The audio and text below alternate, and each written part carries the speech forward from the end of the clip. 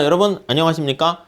폴 크루그만 교수님의 국제경제학 지난 시간에 이어서요 챕터 1장 서론 파트를 한번 보도록 하겠습니다. 지난 시간에는 이 챕터에 대한 국제경제학의 여러 가지 교육을 통한 이득에 대해서 살펴봤고요. 이번 시간에는 이제 교역, 무역과 관련한 유형 이렇게 나와 있는데요.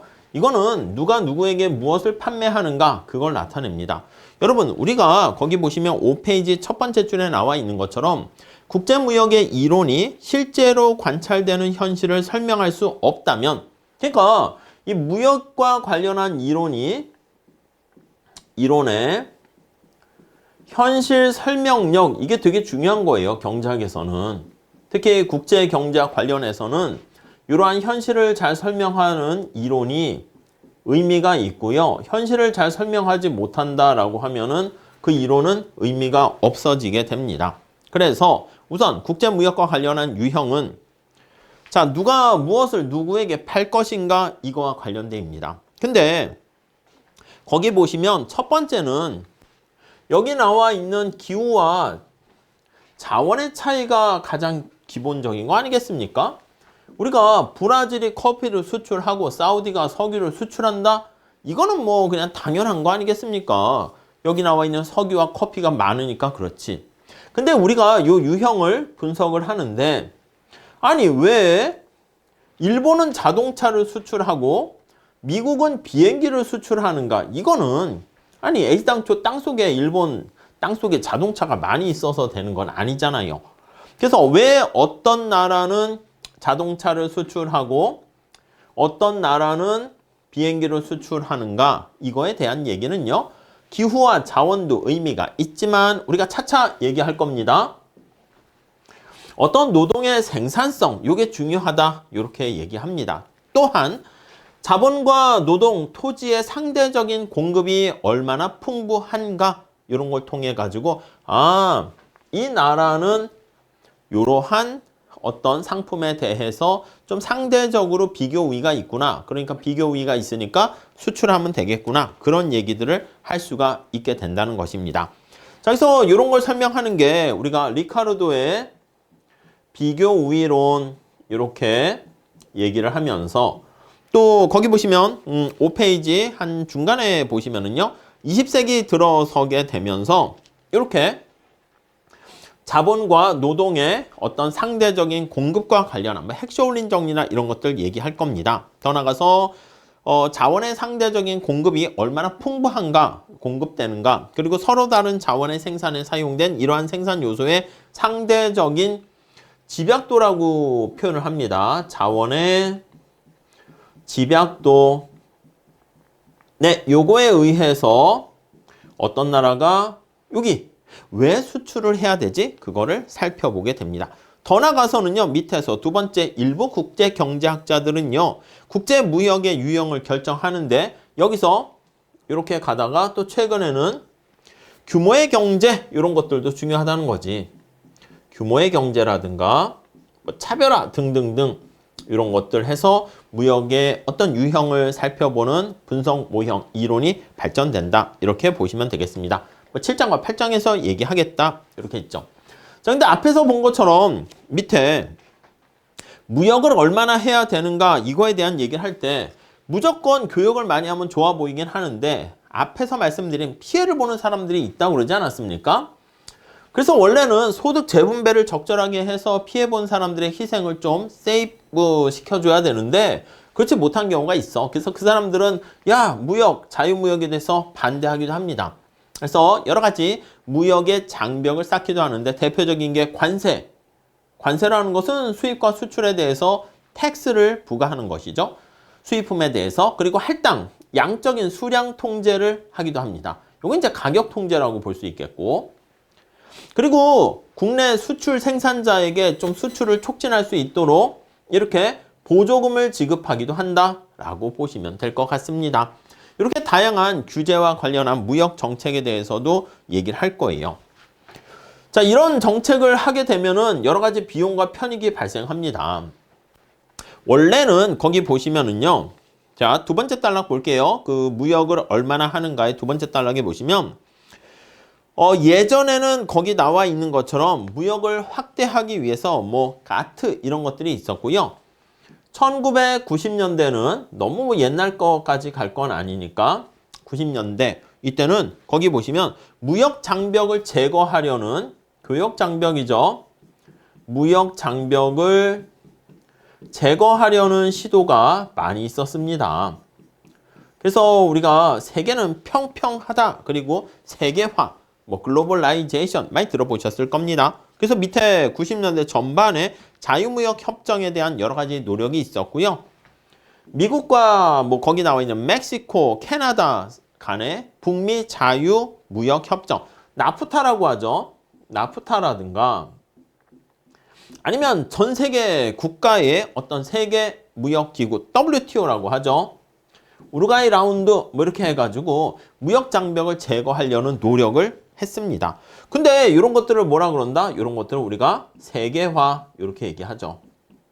근데 이러한 세계화에 대해서 여러 가지 피해와 병폐가 생기게 되어서 이거에 대한 반발이 확산되기도 합니다. 그래서 반발. 자, 마지막 단락 한번 살펴보시면 2016년에 영국 같은 경우에는 16년 영국 같은 경우에는 야, 나는 세계 무역 이런 거 아유 관여 안 할래. 특히 회원국 간 유로죠. 회원국 간의 상품과 사람의 자유로운 이동을 보장하게 되는 유럽 연합을 EU를 탈퇴합니다. 연합을 나 탈퇴할래. 이렇게 빠져나올래. 나 우리끼리 그냥 알아서 할래. 이렇게 하는 움직임을 보이기도 하고요. 그래서 투표 통해 가지고 기존의 정치 세력에 충격을 주기도 했고요. 또 같은 해 미국에서는 대통령 선거에서 수입 경쟁과 불공정한 무역 거래가 일자리를 뺏어간다. 뭐 이렇게 트럼프나 등등등. 그래서 미국에서는 그러니까 이제 표를 많이 얻어야 되기 때문에 자유무역에 대해서 반발하는 많은 사람들의 요거 반발이 반세계화 이렇게 보시면 되겠죠. 이런 반세계화에 일조하는 사람들의 의견을 수렴해서 대통령 선거에 이렇게 반영되기도 합니다. 오케이? 자, 이런 움직임 많아지게 되는 거 알 수가 있고요. 다음 페이지 넘어갈게요.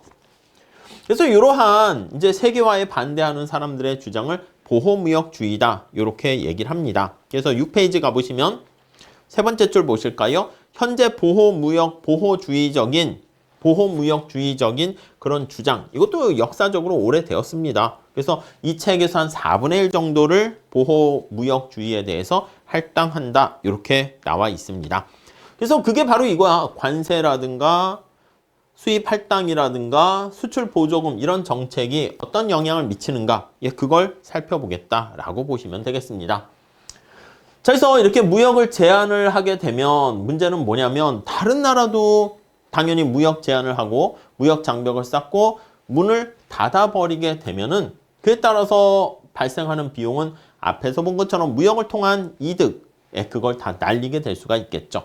그래서 어떻게 보면 무역 정책이라는 게 무역을 통해서 국가 경제 전체의 후생은 증가합니다. 근데 그 특정 이해관계에 있는 집단들은 피해를 볼 수 있다고 그랬죠. 그러니까 어떻게 보면 무역 정책을 실시하게 되면 국가 전체적으로는 네거티브한 손실이 발생하지만 특정 이해 집단들을 보호하기 위한 정책으로 사용될 수가 있다. 특히 이런 관세 정책 같은 것들이 미치는 영향 우리가 뒤에 자세하게 또 보려고 합니다. 자, 그래서 그런 내용 한번 참고로 보시면 되겠고요.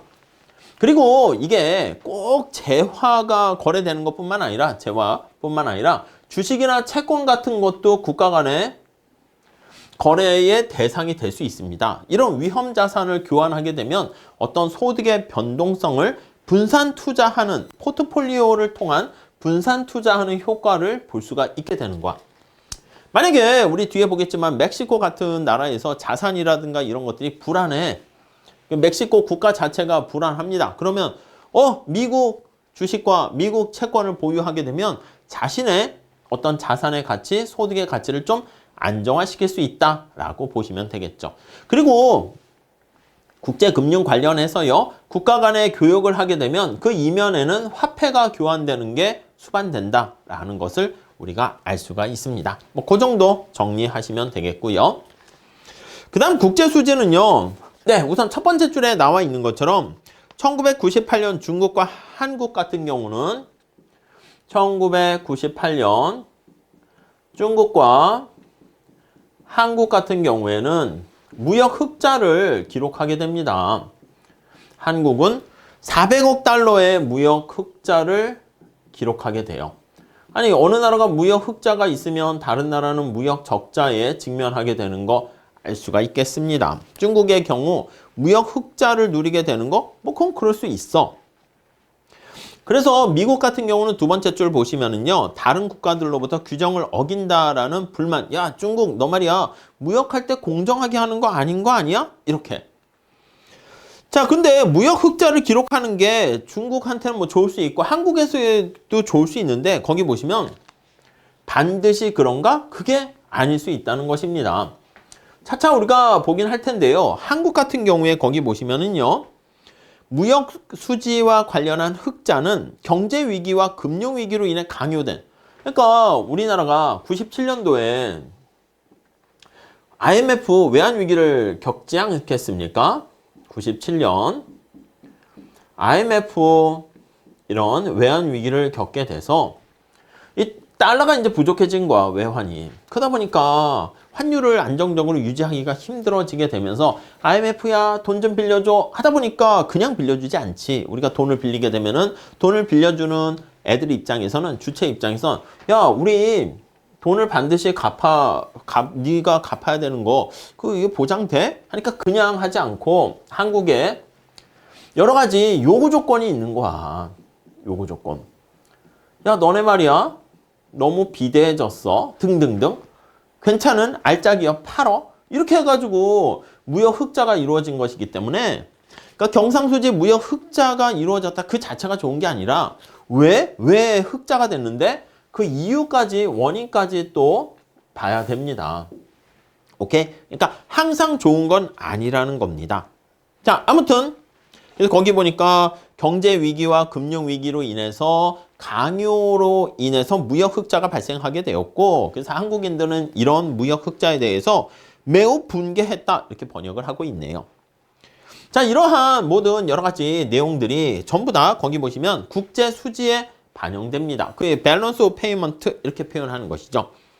개별 국가에게 의미하는 바를 이해하려면 경제적인 분석을 해야 되는데 국제수지는 다국적 기업에 의한 해외 직접 투자라든가 국민 개정과 관련한 뭐 그런 것들 8장에서 배울 것이고 국제적인 거래 또 더 나가서 국제통화정책의 전반적인 논의 과정 그건 17장에서부터 22장까지 할 겁니다. 그러니까 다양한 여러 가지 챕터에 걸려 있다라고 보시면 될 것 같고요. 자, 더 나가서 보호무역주의 문제와 마찬가지로 국제수지는 1982년 이후 미국이 매년 막대한 무역수지 적자를 보게 되면서 미국에서도 관심이 되고 있다라고 보시면 되겠습니다. 자, 그 다음에 이제 환율. 이거는 국가 간의 화폐 교환 비율이잖아요. 환율도 대부분 정부에게 되게 중요한 문제가 됩니다. 자, 환율 같은 경우 우리 첫 번째 줄 볼까요? 2010년 브라질이네요. 브라질의 재무장관 기두 만테가라는 사람이 있어요. 만테가라는 사람이 재무장관이네. 국제통화 전쟁의 한복판에 있다라는 발언을 하게 됐는데 이게 대서특필로 보도되면서 두 번째 줄에 자, 브라질의 화폐 단위가 헤알 이렇게 돼 있습니다. 헤알화의 가치가 그 발언 이후에 상승하게 되는 거야. 헤알화의 가치가 상승하게 됩니다. 이렇게. 자, 이게 어떤 발언인지 뭔가 막 해가지고 이슈를 불러일으키게 되면서 그래서 60%까지 급상승했습니다. 이후 몇 달 동안 계속 65센트까지 계속 상승하고 있었는데요. 자, 만테가라는 브라질의 재무장관의 주장은 뭘 얘기한 겁니까 하면은 그렇게 얘기했네. 음모론을 제시했나 봐. 음모론. 거기 밑에서 두 번째 줄 볼까요? 만테가는 부유한 국가, 특히 미국이 이 상승의 조작을 주도하여 뭔가 미국에 조작이 있었다는 거야.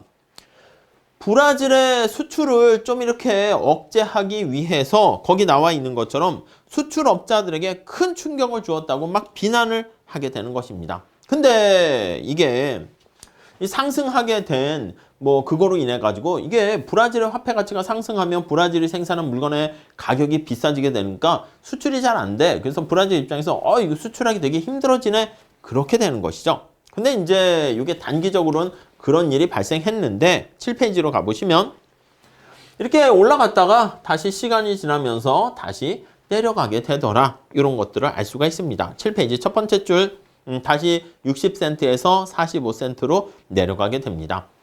자, 이렇게 화폐 간의 가치 이거로 인해 가지고 환율은 국내 화폐랑 외국환 화폐의 교환 비율을 나타내는 것이죠. 그래서 이 환율의 변화, 그러니까 자국의 통화 가치가 어떻게 되는가, 이게 여기 나와 있는 수출재와 수입재의 여러 가지 가격에 영향을 미치게 되는 거 우리가 살펴보게 되는 것이고요. 자, 그래서 7페이지 세 번째 줄 보시면 국제경제학은 보통 그들만의 고유한 통화를 가지고 있는 그게 아니라 국가 간의 다른 화폐죠. 근데 유로화 같은 경우 보시면 거기 유럽의 많은 국가는 공유하는 유로화를 사용하게 되는 게 예외이긴 하지만 세 번째 줄 그리고 헤알화에 의해서 알 수 있듯이 국제경제학에서 이런 통화들, 화폐 간의 가치, 상대적인 가치가 시간의 흐름에 따라서 변화하게 되고요. 때로는 급변하기도 합니다. 이렇게 변화하기도 하고 때로는 급변하기도 하네요.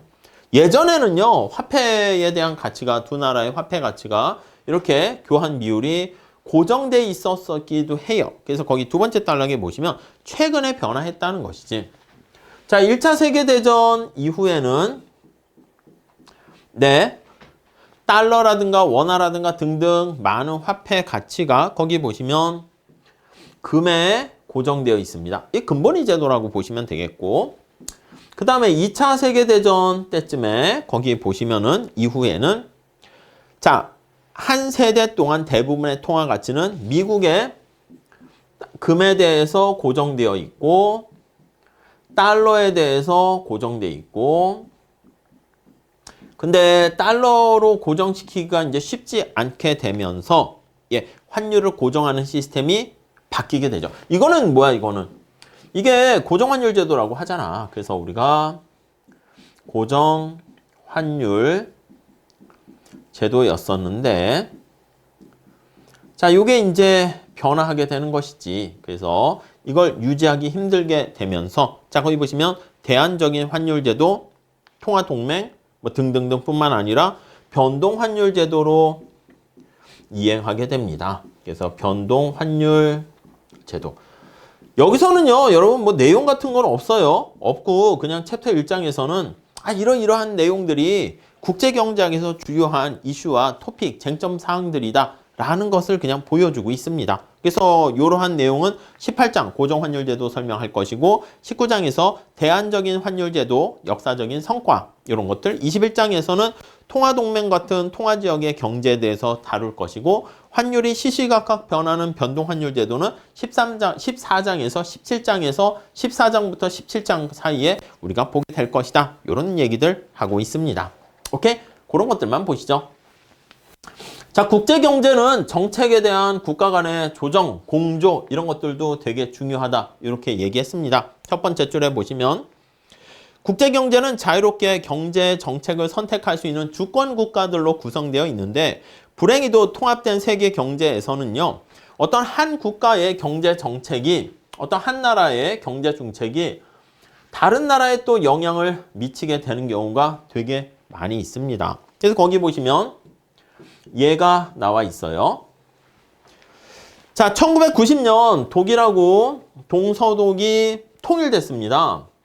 그래서 90년 독일이 동독과 서독 이렇게 있었는데 독일이 통일되는 것이죠. 이렇게요.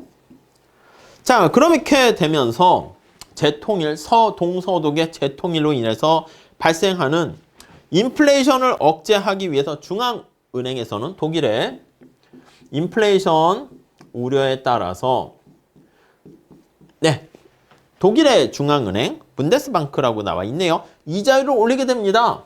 우려해 이자율을 올리게 돼요. 아니 독일이 인플레이션을 요즘도 그렇지 인플레 우려 때문에 이자율을 금리를 상승시키게 됩니다.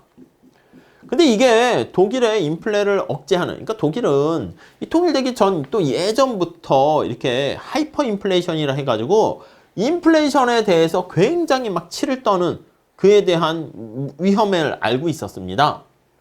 그래서 이자율을 상승시키게 되거든. 근데 이게 자기네들 인플레이션 잡으려고 이자율을 올렸는데 거기 보시면 다른 여타 서유럽 국가들의 경기 침체로 영향을 미치게 되는 거예요. 그래서 다른 서유럽 국가의 경기 침체로 네, 이렇게 영향을 미치게 되는 것이죠.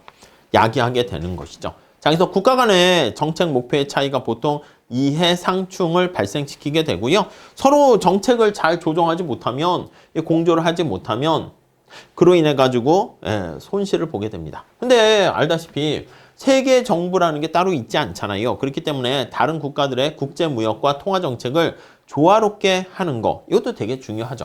나름대로 세계 시장 전체에서 국가 간의 노력이 있었습니다. 그래서 두 번째 단락에 보시면 가트라고 네, 있었네요. 그래서 거기 보니까 70년 동안의 국제무역 정책은 관세 무역에 대한 일반 협정해서 가트라는 국제협력에 의해서 지배받게 되었고요.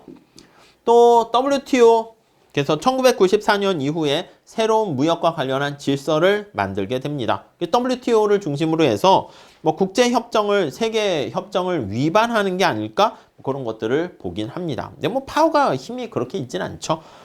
그러면서 WTO 체제에 대한 이론적인 합리성이 9장에 설명을 할 것이고요. 세계 경제에서 국제무역에 대한 현재 여러 가지 경기 규칙이 지속될 수 있거나 또는 지속되어야 한다. 뭐 등등 그런 것들 보게 될 겁니다. 자, 그 다음에 마지막 단락 볼까요? 국제무역 정책에 대한 국가 간의 협력, 코퍼레이션 이런 것들은 중요하다고 얘기합니다. 비교적 잘 정립된 전통이지만 국제 거시 경제 정책의 조정은 좀 새롭고 불확실한 주제이다. 그러니까 단순한 정책에 대한 조정은 이미 예전부터 많이 연구되어 있었는데 최근에 국제 거시 정책과 관련해서는 최근에 등장한 얘기고 아직 뭐 이렇게 연구가 되고 있는 파트다라고 보시면 되겠습니다. 자, 그런 것들은 19장에서 우리가 얘기할 거다라고 볼 수 있겠네요. 자, 그 다음 8페이지 가보시면 국제 자본시장입니다.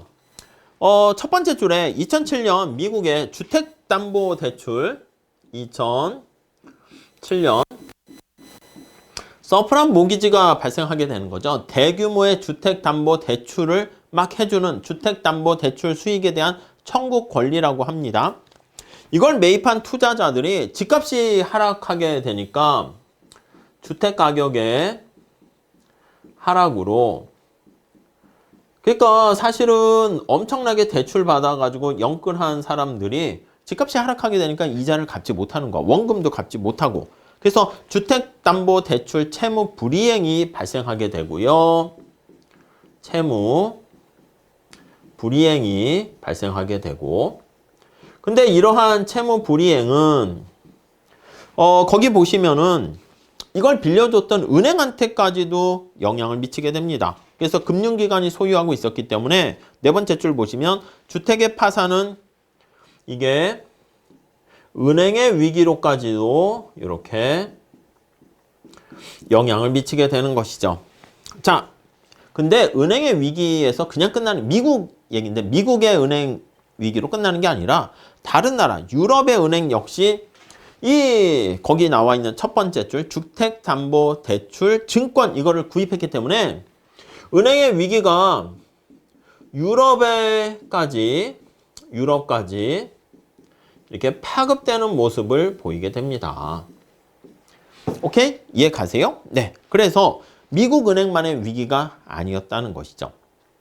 자, 그래서 두 번째 달러 볼게요. 이 사건은 미국에서만 끝나지 않았고 곧이어 유럽에도 주택 파산이 발생하게 되었고 이런 파산은 주로 남유럽에서 일어났지만 스페인 은행에 돈을 빌려준 독일 은행과 같은 많은 북유럽 은행도 재정적인 위기에 크게 노출되었다. 자, 그래서 다음 단락. 잘 발달된 경제에서는 개인 투자자와 기업이 미래의 지불 약속과 현재 현금을 교환할 수 있게 되는 그게 이거지. 미래의 지불 약속과 화폐가 교환되는 자본시장이 잘 발달되는 그러한 다양한 자본시장이 광범위하게 존재했는데요. 자, 1960년 이후 국제무역이 계속 중요하게 된 것은 이러한 개별 국가들의 자본시장을 연결해주는 국제자본시장이라고 나와 있죠. 그게 잘 성장하게 되어서 은행 시스템이 잘 돼 있으면 우리가 저축을 하거나 차입을 하거나 필요할 때 돈을 융통할 수 있게 되는 거잖아. 이것도 세계시장, 국제시장에서도 그러한 국제자본시장이 잘 형성되었었기 때문에 오히려 국제적으로 경제가 성장할 수 있게 되었는데 자, 그래서 1970년대 중동의 석유 부국들은 자, 자신들이 가지고 있는 원유에 대한 대금, 석유를 팔아서 얻게 된 대금을 런던이나 뉴욕의 은행에 예금할 수 있게 되었고 이 은행들은 다시 이 돈을 아시아나 중남미의 정부나 기업에게 또 빌려줄 수가 있는 거야. 그러니까 세계시장 전체에서 중동의 산유국들이 원유의 대금을 런던이나 뉴욕 이런 데다가 예금을 하고 런던이나 이런 데에서는 그 돈이 자금의 공급이죠. 필요로 하는 다른 나라인 아시아 국가라든가 중남미 국가의 정부와 기업에게 또 빌려주게 됨으로써 일본의 기업이나 미국의 자회사도 있게 되는 것이고 그러면서 경제가 발전하게 되었다는 것이죠. 자, 그래서 다음 단락 볼까요? 국제자본시장은 국내 자본시장과는 근데 차이점이 있습니다. 국제자본시장은 많은 나라가 자국 내로 투자한 외국인들에게 특별 규제를 적절히 대처해 주고요. 때로는 국내 시장에 부과되는 규제를 피하는 기회를 제공하기도 합니다. 그러니까 돈을 빌리는데 미국 내에서 여러 가지 뭔가 경제 활동하는데 규제가 생겨 돈을 빌리기가 힘들어. 근데 국제시장에서 빌릴 수 있게 되면 또 다른 어떤 우회처가 생기게 된다는 것이죠. 자, 그래서 1960년 이후에 거대한 국제자본시장이 발생하게 되었고 주목할 만한 런던의 유로 달러 시장에서는 매일 수십억의 미국 달러가 미국 시장을 거치지 않고 교환되고 있었대요. 물론 거기에 따른 리스크도 존재하게 됩니다. 리스크도 당연히 있게 되는 거죠. 이거 우리가 다 뒤에서 다룰 내용들입니다. 자, 그 중에 리스크의 가장 대표적인 게 요거야. 환율 변동이라는 리스크입니다. 그래서 내가 지불하거나 받게 되는 금액에 대한 가치가 환율 변동으로 바뀔 수가 있게 되는 것이죠. 자, 그래서 거기 보시면 유로화가 달러화에 비해서 하락하면 달러화가 그대로인데 유로화가 하락하게 되면 유로 채권을 사들인 미국 투자자들은 쉽게 얘기해서 그 자산의 가치가 떨어진 것이기 때문에 자본 손실을 입게 되는 것이고 그 다음 또 하나는 이거요. 개발도상국 같은 데 돈을 빌려주는데 그 나라가 채무 불이행에 빠지는 경우가 생길 수도 있습니다. 국가가 그래서 단순히 능력이 없다는 이유만으로 원금 상환을 거부하는 거야. 나 안 갚어. 돈을 빌려줬는데 빚 안 갚어. 이렇게 되는 것이죠. 그렇다고 이 채권자들 돈 빌려준 사람들이 이게 빌린 사람들한테 이거 어디 법정에 세울 수 있는 것도 아니잖아요. 자, 그래서 이러한 유럽 여러 가지 국가의 채무 불이행에 따른 중남미라든가 러시아라든가 등등 그런 것들 이것도 하나의 위험이 되고 있는 것이죠. 그래서 이러한 얘기는요. 챕터 20장에서 글로벌 자산시장의 기능에 대해서 살펴볼 것이고 챕터 22장에서는요. 개도국의 해외 차입에 대해서 우리가 살펴볼 거다. 이렇게 얘기하고 있습니다. 자, 다음에 이제 국제자본시장과 관련한 이런 내용들 우리가 살펴보게 될 것이고 국제금융과 국제무역 요게 마지막 이제 절에 또 나와 있는데 자, 국제무역은요, 재화와 용역 간의 어떤 초점을 맞추게 되는 거예요. 그리고 실물 거래라고 보시면 되겠죠. 그래서 실물 거래에 초점을 맞추게 될 것이고요. 자, 그리고 9페이지로 가볼게요. 국제금융은요, 국제경제 금융 측면입니다. 요거는 말 그대로 금융 측면 화폐 거래에 초점을 맞추게 될 거야. 금융 거래에 초점을 맞추게 된다. 네, 이렇게 보시면 될 것 같습니다. 그래서 첫 번째 줄에 있는 것처럼 외국의 미국 달러 매입과 같은 금융 거래에 초점을 맞추게 되고 국제 무역의 쟁점의 얘는요. 두 번째 줄 볼까요? 유럽의 농산물 수출 보조금을 둘러싼 미국과 유럽의 갈등 이런 것도 될 수가 있고요.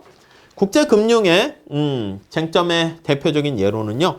외환의 가치가 자유롭게 변동하도록 화폐 거래에서 화폐 가치가 자유롭게 변동하도록 허용해야 되는지 아니면 정부가 개입을 해서 그 화폐 가치를 안정화시켜야 되는지 그런 것들이 초점이 된다라고 보시면 되겠습니다.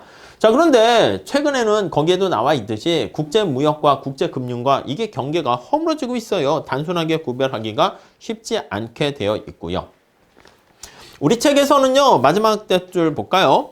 1부 2장에서 다음 챕터에서부터 챕터 8장까지는 주로 국제무역에 대해서 다룰 거예요. 챕터 2장서부터 챕터 8장까지는 앞에가 이제 국제무역에 대해서 분석을 하고요. 그 다음에 챕터 9장에서 챕터 12장까지는 무역정책을 볼 거야. 그러니까 이것도 국제무역과 관련한 얘기죠. 그래서 12장까지 이게 이제 국제무역과 관련한 이슈들을 다루게 될 것이고 3부라고 합니다. 챕터 13장에서 18장까지는 국제금융에 대한 여러 가지 이론을 전개하게 될 거야. 그래서 국제금융 이론 요거를 살펴보게 될 것이고요. 그 다음에 챕터 19장에서 22장까지는 이것도 국제금융에 대한 얘기를 할 건데 22장까지는 국제금융의 이론이라기보다는 국제금융에 따른 관련된 정책을 살펴볼 거다. 이렇게 나와 있습니다.